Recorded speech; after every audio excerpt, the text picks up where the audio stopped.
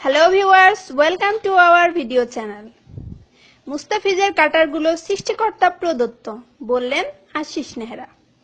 পাকিস্তানের বিপক্ষে টি-20তে ভারতের সঙ্গে ওয়ানডে আর দক্ষিণ আফ্রিকার বিপক্ষে টেস্ট ক্রিকেটের 3 সংস্করণের আন্তর্জাতিক অভিষেককেই দুর্দান্ত সাফল্যে রাঙিয়েছেন মুস্তাফিজুর রহমান। পরশু আইপিএল অভিষেককেও করে রাখলেন স্মরণীয়।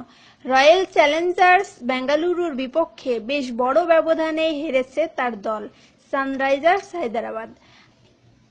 হারের মধ্যে হায়দ্রাবাদের সান্ত্বনার নুড়ি পাথর ছিল মুস্তাফিজের দুর্দান্ত বোলিং।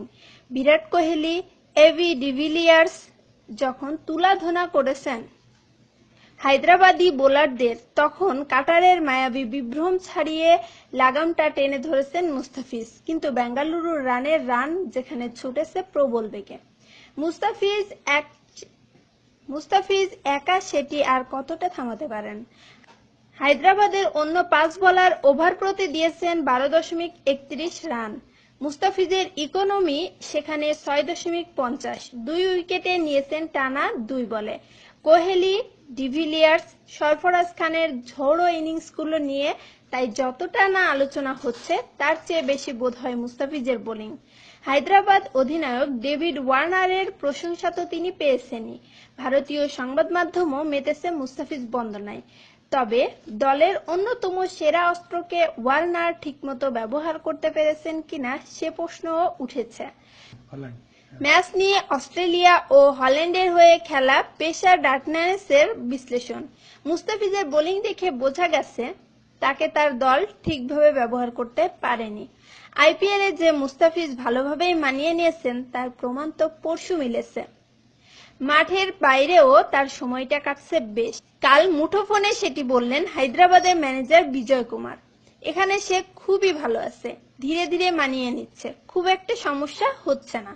যেহেতু বাংলা ছাড়া দ্বিতীয় কোনো ভাষায় অভ্যস্ত নন মুস্তাফিজ, সেক্ষেত্রে সবার সঙ্গে যোগাযোগ করছেন কিভাবে? বিজয় বললেন, মুস্তাফিজের ভাষাগত সমস্যার সমাধান হয়েছে একটা অন্যভাবে, সে মানিয়ে নিচ্ছে। তাকে 1-2 শব্দে সংক্ষেপে বলা হয় যাতে সহজেই বুঝে নিতে পারে।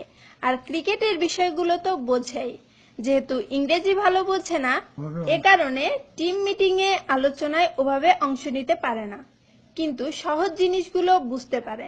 সবার সঙ্গে ভালোভাবেই সে মিশতে পারছে। পরের পরিকল্পনা কি, কোথায় খেতে যাবেন, এমন অতি প্রয়োজনীয় 2-1টি বিষয় ছাড়া ম্যানেজারের কাছে খুব একটা জানারও থাকে না মুস্তাফিজের। তবে ক্রিকেটের এই বোলিং বিষয় বেশ অনুভব করছেন। ইংরেজিটা তাকে রপ্ত করতে হবে। হিন্দুস্তান টাইমসকে বলেছেন, আইপিএল এর পর আমি কাউন্টি খেলতে যাব, ইংরেজিটা শেখাটাই প্রয়োজন। কথায় চৌস্ত না হলেও মাঠে তিনি ঠিকই দুর্দান্ত। সেখানে কথা বলেন বল দিয়েই।